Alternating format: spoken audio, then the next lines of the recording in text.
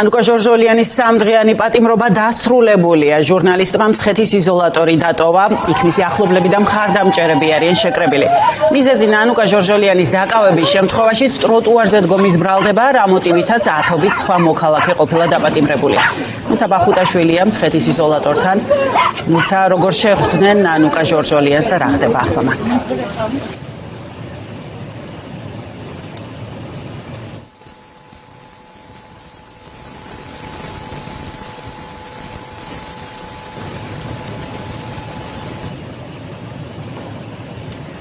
ხმარ მესმის. ინაცვალი ჩემო რაგარო.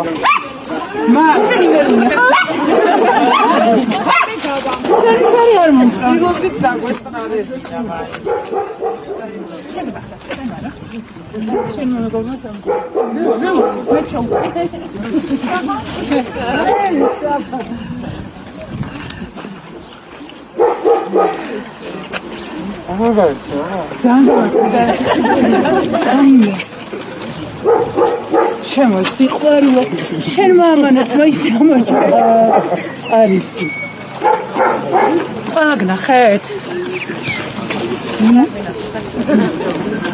ჩემო სიყვარული ეხ მცხეთის იზოლატორი ნანუკა ჟორჟოლიანმა ჟურნალისტმა სამდღიანი პატიმრობის შემდეგ რამდენიმე წუთის წინ დატოვა. მე გაჩვენებთ ახლა რა ვითარება არის მცხეთის იზოლატორთან. აქ შეკრებილები იყვნენ ნანუკა ჟორჟოლიანის ოჯახის წევრები, მეგობრები, მხარდამჭერები, რომლებიც ელოდნენ ნანუკა ჟორჟოლიანის გამოსვლას. მას სამდღიანი პატიმრობა თბილისის საქალაქო სასამართლოს მოსამართლემ მიუსაჯა დეკემბრის თვეში ტროტუარზე დგომის გამო. ხედავთ ახლაც არ წყდება ნანუკა ჟორჟოლიანის მხარდამჭერების მოსვლა მცხეთის იზოლატორთან. არაერთი ადამიანი დახვდა მას იმისათვის რომ შეხვედროდნენ ამ პატიმრობის შემდგომ. მათ შორის არიან სინდისის პატიმრების ოჯახის წევრები, როგორც გითხარით, თავად ნანუკა ჟორჟოლიანის ოჯახის წევრები, მეგობრები, ჟურნალისტები. ყველა ეს ადამიანი აქ ერთი მიზნით იყო შეკრებილი. ისინი აცხადებენ, რომ საკუთარი პროტესტის გამო, აზრისა და სიტყვის თავისუფლების გამო ადამიანები არ უნდა ისჯებოდნენ, მით უფრო არ უნდა მიდიოდნენ ციხეში და ეს ყველა გადაწყვეტილება ეკუთვნის ქართულ ოცნებას და ამბობენ, რომ ქართული ოცნების მიზანია როგორმე შეძლონ ეს პროტესტი გააჩერონ. ჩვენ შეგვიძლია მოვისმინოთ კომენტარები, რომელიც აქ გაკეთდა, მათ შორის ჟურნალისტმა ნანუკა ჟორჟოლიანმა პირველივე წუთებში, მას შემდეგ რაც მცხეთის წინასწარი მოთავსების იზოლატორი დატოვა, ისაუბრა ფორმულასთან და გააკეთა კომენტარი განვლილ 3 დღესთან დაკავშირებით და თქვა, რომ ყველაზე მეტად რაც ამ 3 დღის განმავლობაში აფიქრებდა, იყო სწორედ სინდისის პატიმრები, რომლებიც უკვე თითქმის 2 წელია ციხეში იმყოფებიან და პირველი გზავნილით სწორედ სინდისის პატიმრებს გაუგზავნა. ძალიან ჩვეულებრივი ამბავია. ანუ არაფერი ისეთი განსაკუთრებული არ ხდება, რაც არ ხდება სხვა შემთხვევაში სტუდენტებთან მიმართებაში და ამიტომ ახლა რაღაც რო გითხრათ, რომ ახალი ამბავია ჩემს თავს, არ იქნება სწორი. ერთადერთი არის ის, რომ რაღაცა მნიშვნელოვანი გააზრებებისთვისაც ძალიან ცოტა დროა.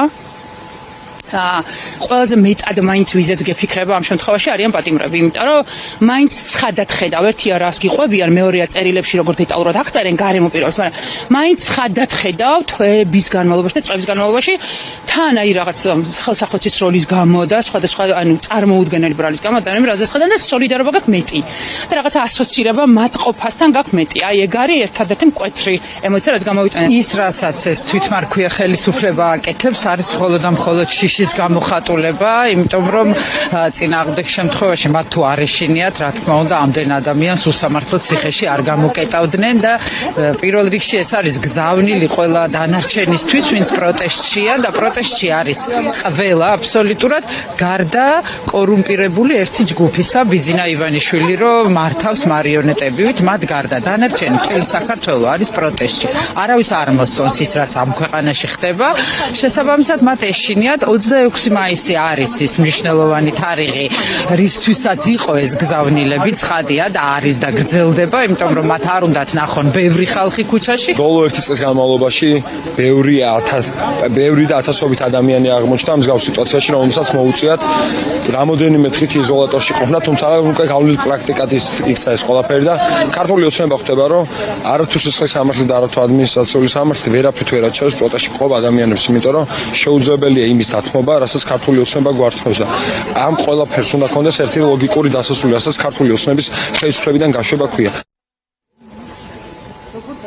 ერთ წელზე მეტია, რაც ქართული ოცნება მოქალაქეებს პროტესტში ჩართულ ადამიანებს ტროტუარზე დგომისა და გზის გადაკეტვის ბრალდებით ადმინისტრაციული წესით გასამართლებას განაგრძობს და ერთი მეორის მიყოლებით სამოქალაქო აქტივისტებს ადმინისტრაციული წესით იზოლატორებში უშვებს, მათ შორის იყო ჟურნალისტი ნანუკა ჟორჟოლიანიც, რომელმაც როგორც ნახეთ, რამდენიმე წუთის წინ დატოვა მცხეთის წინასწარი მოთავსების იზოლატორი და როგორც მოისმინეთ შეფასებები ის, რომ ქართული ოცნება განაგრძობს პროტესტში მყოფი მოქალაქეების დაკავებას, ეს არის მხოლოდ და მხოლოდ მათი მხრიდან შიშის გამოვლინება და ასევე ამ ადამიანების დაშინების მცდელობა.